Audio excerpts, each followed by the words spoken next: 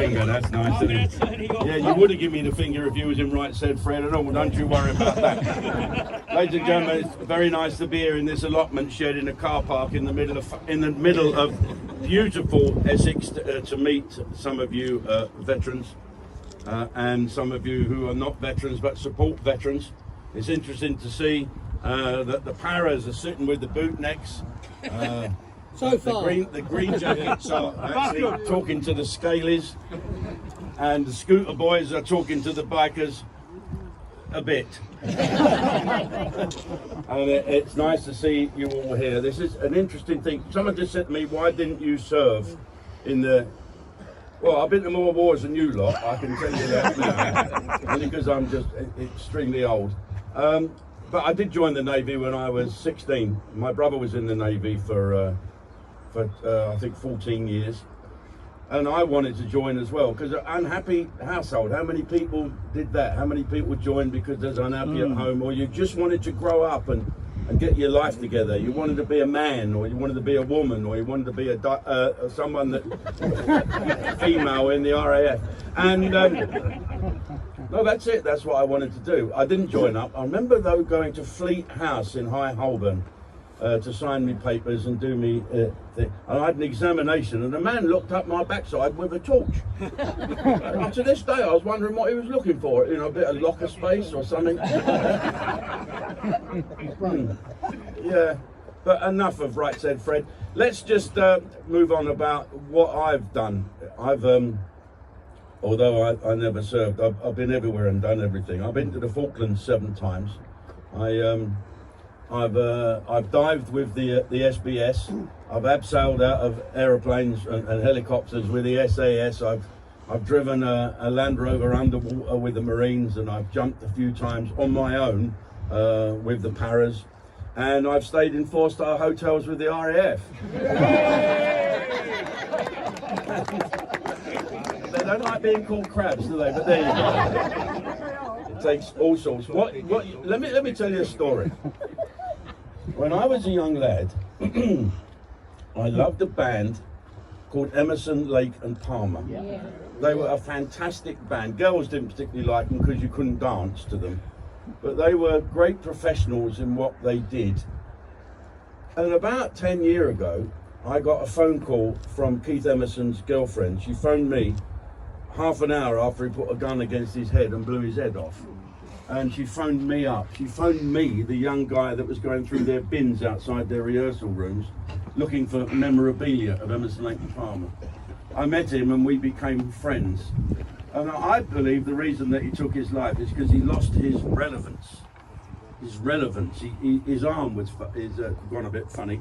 He couldn't play anymore. He was a great keyboard player. And he wasn't the Keith Emerson he imagined himself how he'd like to be.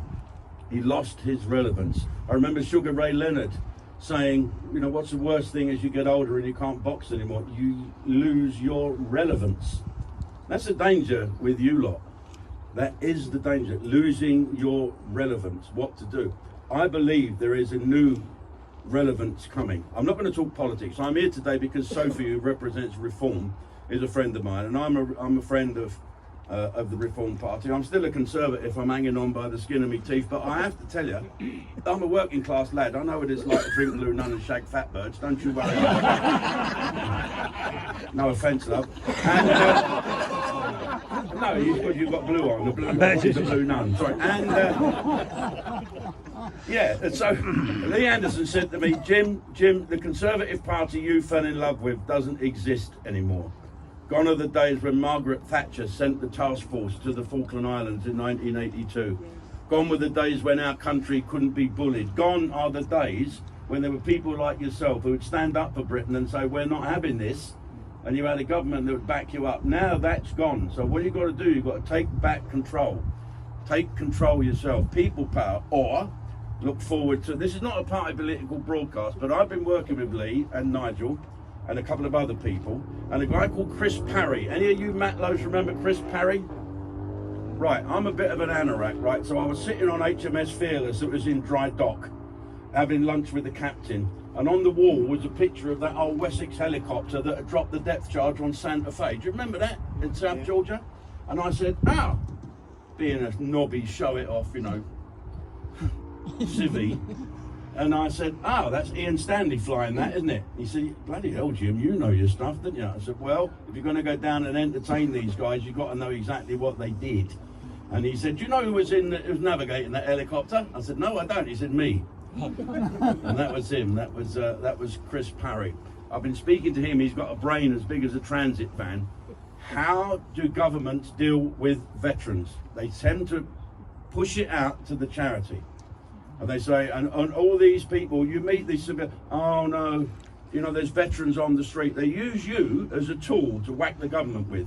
There's so many, they're feeding and putting up all these illegal immigrants. We've got veterans on the street. Ask yourself why there's veterans on the street. Why? Because the wife's kicked them out, or they're pissed, or gambling? What? That's not the problem that the illegal immigrants are getting. I don't want veterans to be made an excuse politically by any bloody parties at all. That's why I think you've got to take control of what's going on. Take control of the fact that the British Legion keep all the money for all the poppies and all the charities over that period. The little charities get nothing. I formed a charity called Care After Combat, which looks after veterans that have been in prison or are in danger of going to prison or have just come out. I've probably met you guys quite a few times. And it's so rewarding.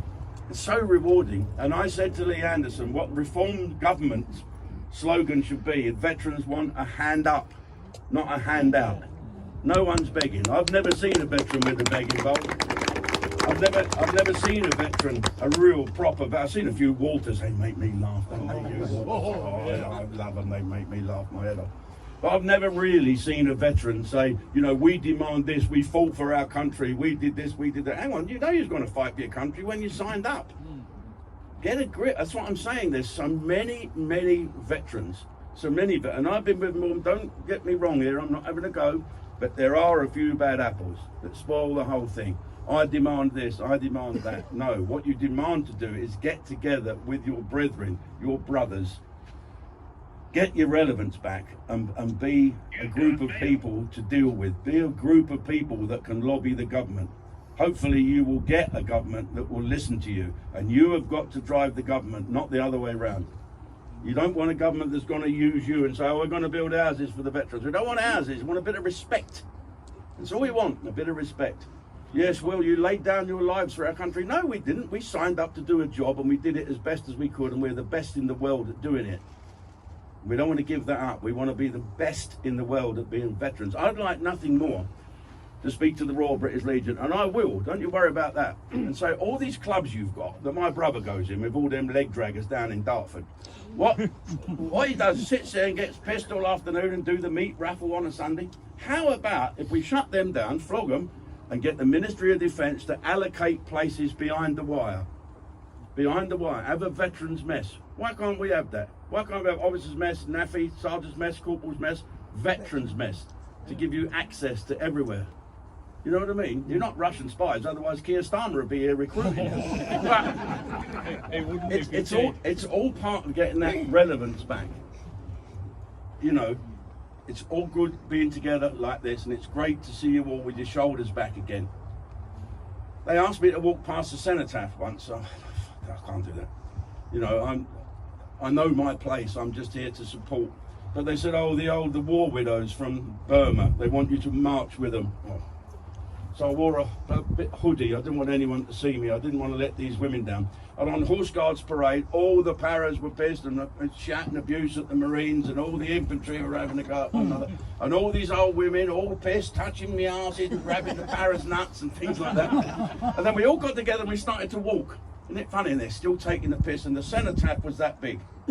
And as it got bigger and bigger, and the band got louder and louder, these women got younger and younger, and they got more straighter, and their shoulders, and they started to walk in step. And this woman said to me, my husband's still 19, you know. And that was the most wonderful, wonderful thing. Relevance, being together, sharing a problem. But let's use the unity and the brotherhood you've got to try and drive whoever's going to be our government into doing stuff that's right for the veterans. Not a handout, a hand up. Let's show this country that you veterans are a force to deal with. Thank you. All right. All right. time for another rum. Anyway, thank you for inviting me. Only one. No, yeah, so it's not political, but you know who to vote for.